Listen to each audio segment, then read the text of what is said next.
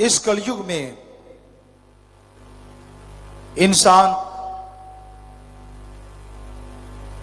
अजीबोगरीब जिंदगी जी रहे हैं। जो कार्य करना चाहिए वो बहुत पीछे छूट गया, और जो नहीं करना चाहिए उसमें आज के इंसान बहुत आगे निकल रहे हैं। शुरुआत अगर नशे से करें कि नशा हर धर्म में, हर मजहब में मना है, लेकिन आज के दौर में छोटे छोटे बच्चे, बड़े बुजुर्ग सब नशे में लिप्त हैं। बच्चे हैं वो जिनको अच्छे संस्कार दिए गए, बच्चे हैं वो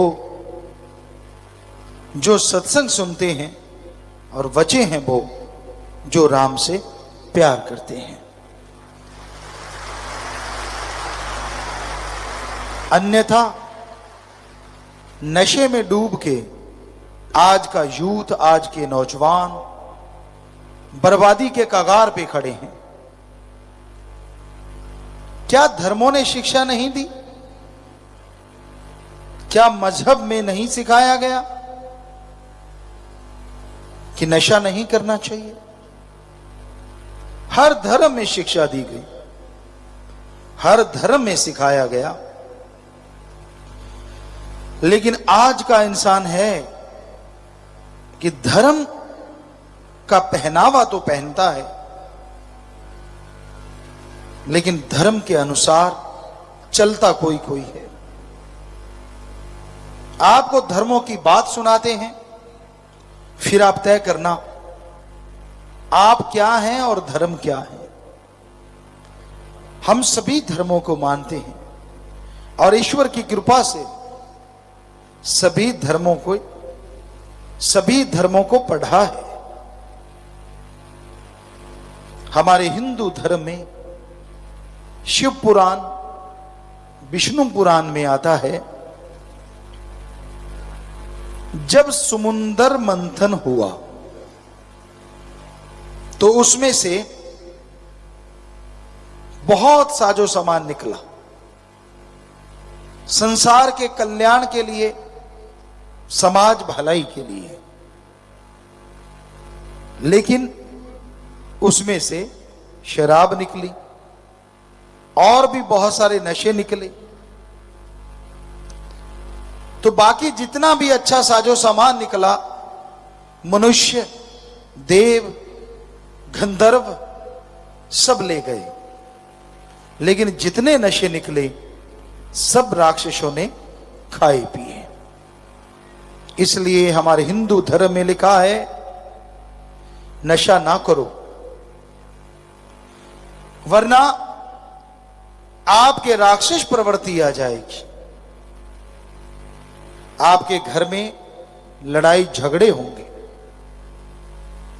आपके घर से प्यार पंख लगा के उड़ जाएगा, ईर्ष्या होगी, नफरत होगी, द्वेष द्वेष होगा, शरीर में बेचैनी होगी, बीमारियां होंगी, परेशानियां होंगी, बात बात पे तुनक मिजाज, गुस्सैल हो जाएंगे आप। और इस नशे में घर, यानी जिस घर में रहते हो और शरीर जिसमें आत्मा रहती है, दोनों घर ही नरक का नमूना बन जाएंगे। इसलिए हे हिंदू धर्म के लोगों, ये राक्षसी पीना, राक्षसी खाना, नशा कभी ना खाओ पियो। यही बात अलग अलग धर्मों में बताई गई है। भाषा बदल गई, कहने का अंदाज बदल गया, लेकिन मीनिंग्स मतलब वही रहा। हमारे सिख धर्म में साफ लिखा है, पोस्त भंग अफीम मद, नशा उतर जाए प्रभात, नाम कुमारी नानका चढ़ी रहे दिन रात। पोस्त, भांग, अफीम, शराब, सुबह का शाम उतर जाता है और शाम का सुबह उतर जाता है। ये नशे गंदगी भरे हैं। अरे नशा करना है तो राम के नाम का करो। एक बार चढ़ गया चेहरे पे नूर होगा, अंदर सुरूर होगा, जरूर होगा। और यही बात हमारे इस्लाम धर्म में लिखा, शर प्लस आब, उर्दू फारसी में शर माने शैतान और आब माने पानी। अल्लाह की इबादत करने वालों, शराब शैतान का पानी है, नशे खाना है। अगर खाओ पियोगे तो की गई इबादत खाक में मिलेगी और दोजक में जलोगे। और यही इंग्लिश फकीर कहते हैं, वो नशा ना करो जो गॉड से दूर करे, गॉड्स प्रेयर का नशा करो जो गॉड के करीब करे। तो भाषा अलग अलग है, कहने का अंदाज भी थोड़ा अलग अलग है, लेकिन सबका मीनिंग्स, सबका मतलब एक ही है। नशा ना करो, नशा बर्बादी का घर है, नशा बर्बाद कर देता है। पर यह शिक्षा धर्मों में तो है, पर शिक्षा में नहीं। शिक्षा प्रणाली में भी अगर बचपन से ही बच्चे को यह शिक्षा दी जाए, नशे के बारे में समझाया जाए और जिस तरह पढ़ाई होती है, ए फॉर एप्पल सिखाया जाता है, काश डी फॉर ड्रग और नीचे लिखा जाए नरकों की नानी। तो हमें नहीं लगता बचपन में दी गई शिक्षा आज बच्चे के दिलो दिमाग में नहीं बैठेगी, 100% बैठेगी। ड्रग के नाम से वो डरेगा। जैसे जैसे क्लास आगे बढ़ती है वैसे वैसे इसको शामिल करके इसकी स्टोरी होनी चाहिए। बड़ी क्लासों में बहुत सारी स्टोरीज होती हैं, ये शेक्सपियर की है जी, फलां की है जी, फलां की है जी। हमारे ऋषियों मुनियों की क्यों नहीं है? क्यों नहीं सिखाया जाता? क्यों नहीं ये पढ़ाई होती कि समुद्र मंथन हुआ था, उसमें से नशे निकले थे, राक्षसों ने पिए और जो पिएगा उसका ये हशर होगा। अच्छे से जम के कोई स्टोरी राइटर इसको लिखे तो हो नहीं सकता नौजवान ना बदले। बाकी जो स्टोरीज हैं उनसे आप क्या साबित करना चाहते हैं? बच्चों को पढ़ा पढ़ा के आप क्या बना लेंगे देश का भविष्य? क्यों नहीं हमारी संस्कृति पढ़ाई जाए? क्यों ना बच्चों को जो शिक्षा दी जाए कि कुर्बानी क्या चीज होती है। कौन था दधीची? कम लोग जानते हैं। बहुत सारे और राइटर जो विदेशी हैं जिनका कोई तुकबंदी नहीं है, इतिहास में बड़ा कुछ सिखाया जाता है, जिंदगी में जो एक पैसा भी काम नहीं आता। काश सिखाया जाए कि दधीची वो था जिसने जिंदा जी अपने प्राण त्याग दिए हड्डियों का शस्त्र बनाने के लिए, ताकि बुराई का खात्मा हो सके। बच्चों के अंदर एक भावना पैदा हो, बच्चों के अंदर एक जागृति आए। क्यों नहीं ऐसा? इसमें तो सबका ही भला है। तो यह शिक्षा प्रणाली में जरूरी है इन चीजों को शामिल करना, तभी बच्चे ड्रग नशे से दूर हो पाएंगे।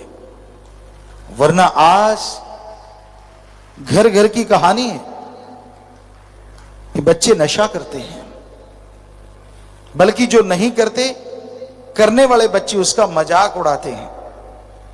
यार इसको क्या आता है? इसको तो जीना ही नहीं आता समाज में, ये तो कुछ भी नहीं जानता, इसको तो आज का कल्चर भी मालूम नहीं है। क्या ड्रग ही कल्चर है?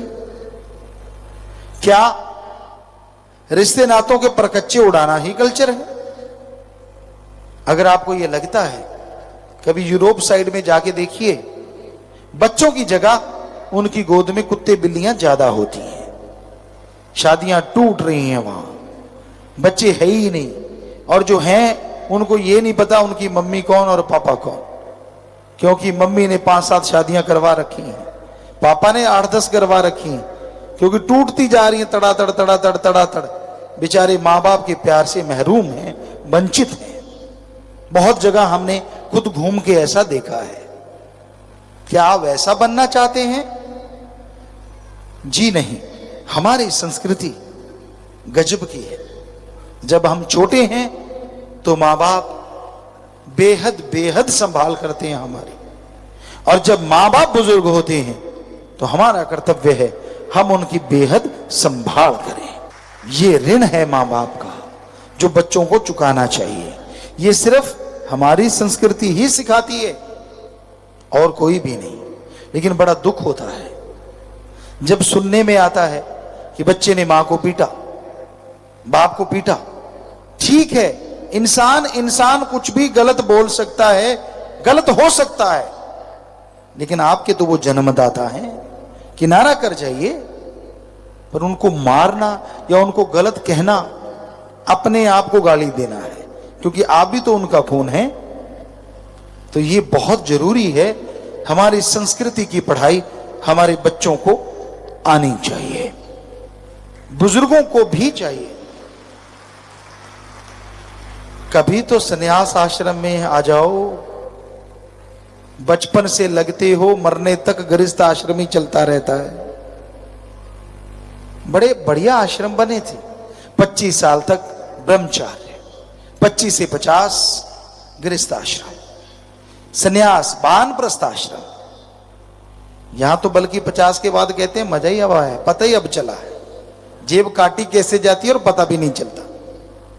छोड़ दो, 25 साल का बच्चा अगर हो गया, उसको तजुर्बा दो, उसको पूरा सिखाओ। ये करते थे पहले लोग, अपने बच्चे को शुरू से ही प्रैक्टिकली लाइफ जीने की आदत डाल देते थे, डलवा देते थे।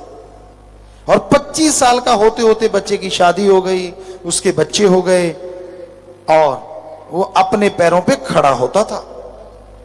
मां बाप, हम नहीं कहते कि आप कुछ उनको सलाह ना दो, पर संन्यास का मतलब होता है कि आप उनके कंधों पे पूरा बोझ डाल दो कि ले बेटा, मेरे से जो बन पाया मैंने तेरे लिए कमाया, बनाया, सब कुछ किया, अब तू संभाल और इसको आगे लेके जा।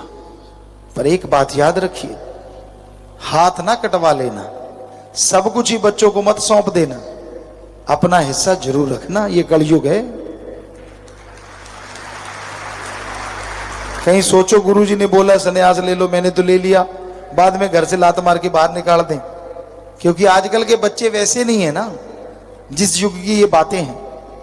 तो जरूरी है अपना हिस्सा, बैंक अकाउंट या जो भी, वो आपके पास आपके नाम जमीन जायदाद का हिस्सा होना ही चाहिए।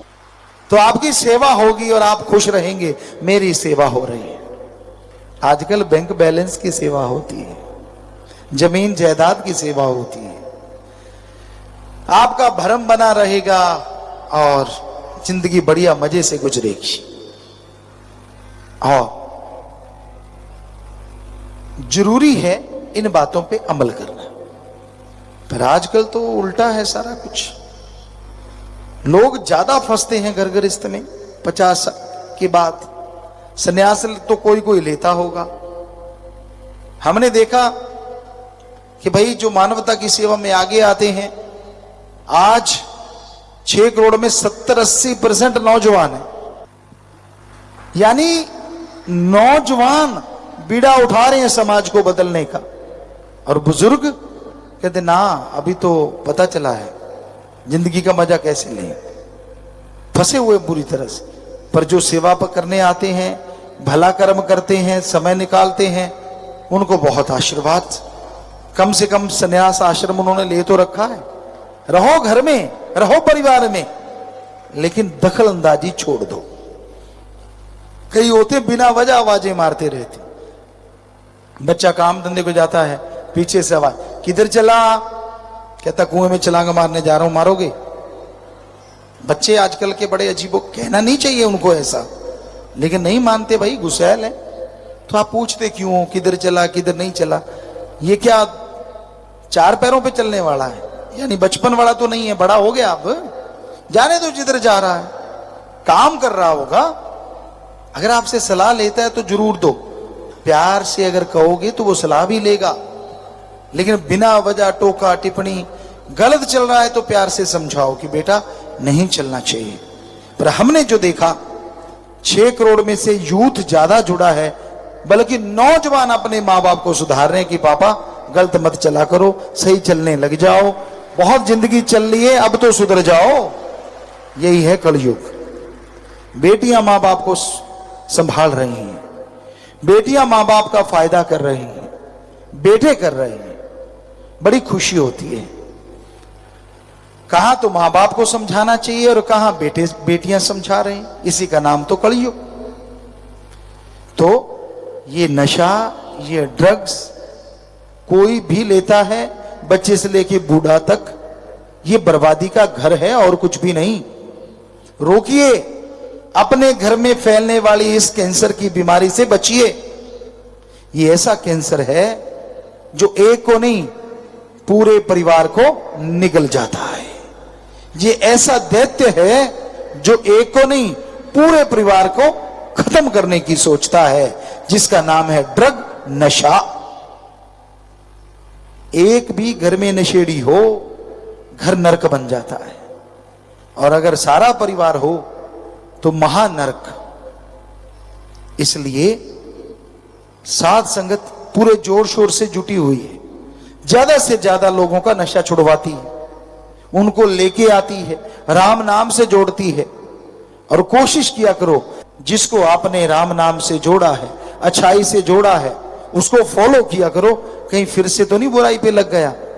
कोशिश किया करो, बाकी तो राम जाने। क्योंकि आपकी वो कोशिश अगर उसे बचाए रखेगी तो भगवान भी आपको दुख मुसीबतों से बचाए रखेंगे, खुशियों से लवरेज रखेंगे। तो आज के दौर में, इस कलयुग में, इस दैत्य को भगाने की बड़ी जरूरत है। और हम तो यही गुजारिश करेंगे, क्यों ना हमारी शिक्षा प्रणाली को सुधारा जाए, क्यों ना इसे प्रैक्टिकल लाइफ की तरफ मोड़ा जाए। इंजीनियर बनना चाहते हैं तो उनसे इंजीनियर के कार्य भी करवाए जाएं, सिर्फ थ्योरी पढ़ा के ना छोड़ा जाए। क्योंकि कई बार होता है थ्योरी आती है और पता होता नहीं करना कैसे है। अब पता है थ्योरी का कि ऐसे हाथ चलाने होते हैं, पांव चलाने होते हैं, पढ़ लिया, और उसको पढ़ के कोई कुएं बड़े नदी में छलांग मार दे कि मैंने तैरना कैसे पढ़ा हुआ है, वो तो डूबेगा ही, क्योंकि प्रैक्टिकल तो कभी किया ही नहीं, करके तो कभी देखा ही नहीं।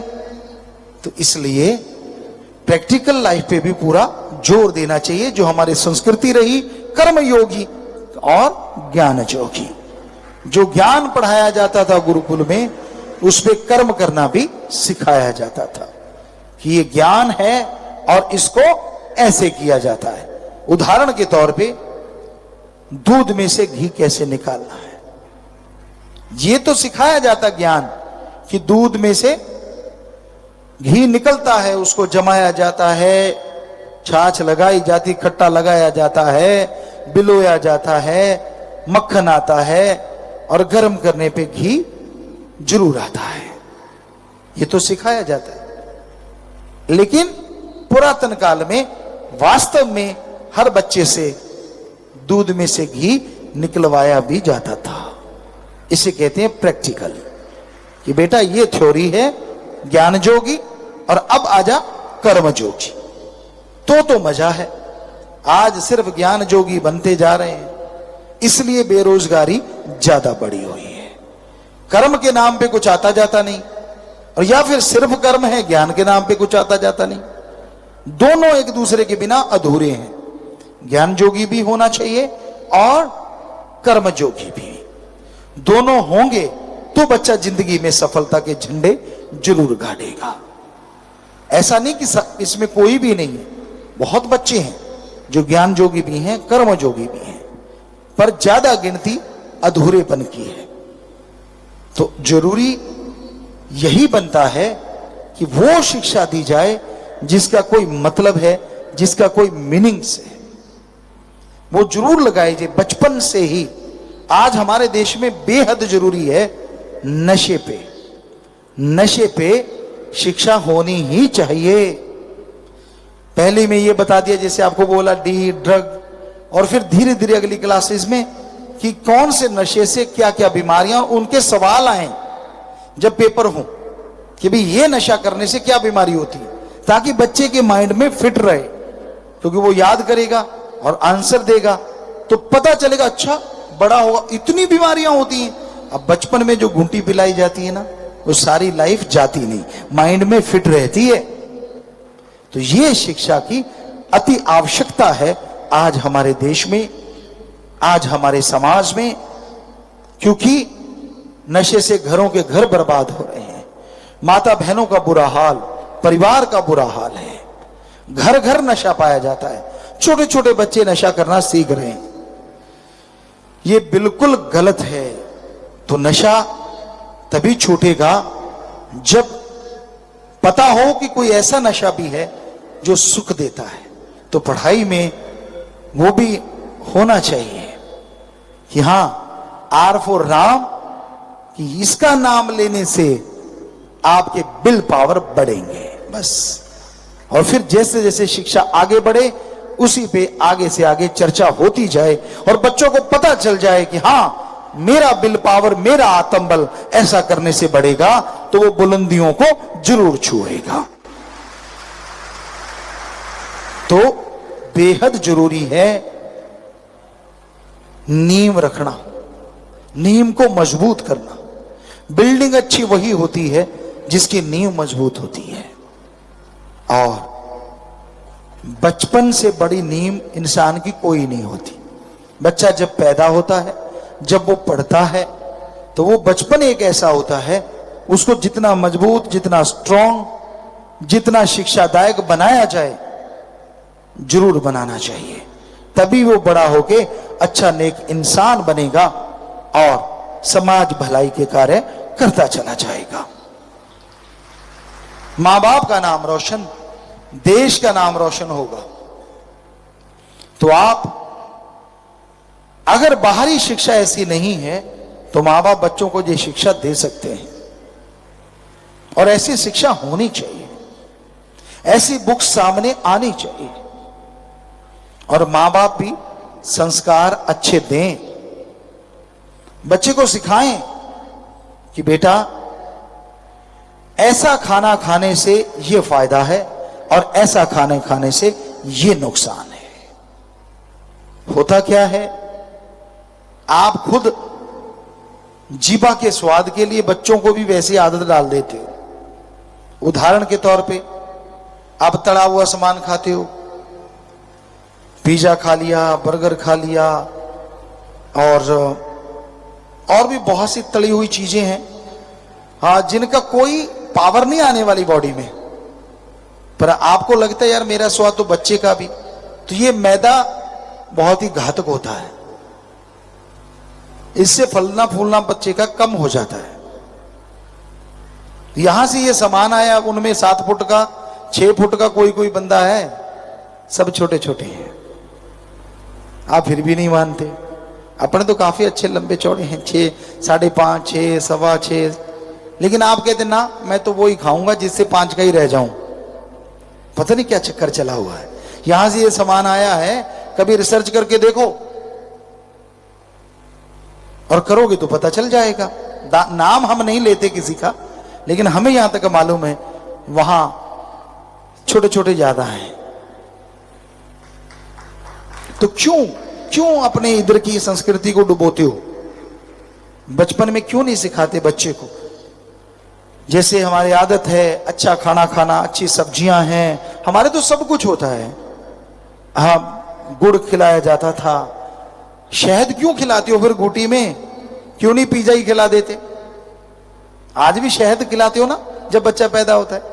तो ये हमारी संस्कृति है, मत भूलिए इसे, बल्कि इसको बढ़ाइए, बच्चे को अच्छा खाना खिलाइए ताकि बच्चा तंदुरुस्त और स्वस्थ हो। बच्चे तंदुरुस्त स्वस्थ होंगे तो पूरा समाज तंदुरुस्त और स्वस्थ हो जाएगा। माली का नाम सुखों की खान है, अनमोल है। जीव सच्चे दिल से माली का नाम जपे तो उसकी अंतःकरण की मैल धुल जाती है और माली का नूरी स्वरूप दिलो दिमाग में अंदर बाहर प्रकट हो जाया करता है। सुमरन में यह शक्ति है कि वो पापी से पापी इंसान को भक्त बना सकता है। सुमरन ऐसी शक्ति रखता है जिसके जाप से काम, वासना, क्रोध, लोभ, मोह, अहंकार, मन माया सब नीचे जा सकते हैं, खत्म हो सकते हैं। पर सिमरन का जाप करे तब ना आदमी को अहंकार, ईगो बहुत चढ़ जाती है, और जब खुद ही सिर चढ़ जाती है तो कोई भी चीज भाती नहीं। वो अपने मन मते चलता है, मन के कहे करता है, जो मन कहे वही करता है। पर संत पीर फकीर इससे उल्ट कहते हैं, गुरु कहे करो तुम सोई, मन के कहे चलो ना कोई। यह भव में गोते खिलवावे, ये गुरु से बेमुख करवावे। मन के कहे ना चलो, मन का तो काम है भवसागर में चक्कर लगवाना। ये गुमराह करता है, मालिक से दूर करता है, और गपशप में, चुगली, निंदा में, बुराई में, दुनियादारी में खुश रहता है। यहां अल्लाह वाहिगुरु मालिक का नाम हो, वहां इसको बैठना मुश्किल लगता है। भक्ति इबादत करनी मुश्किल है, और काम धंधे में मन लगा रहता है। तो इसकी रमज को पहचानो। बेपरवाह जी ने फरमाया इसका काम है जीवों को गुमराह करना, गलत तरफ लेके जाता है, बुरे ख्याल देता है। सो मन से लड़ने का एकमात्र उपाय सुमरन है। कभी भी सुन लो, किसी भी युग की बात कर लो, मन तब तक काबू नहीं होता जब हरि रस को पिया नहीं जाता। हरि रस अमृत, आबो हयात सबके अंदर है।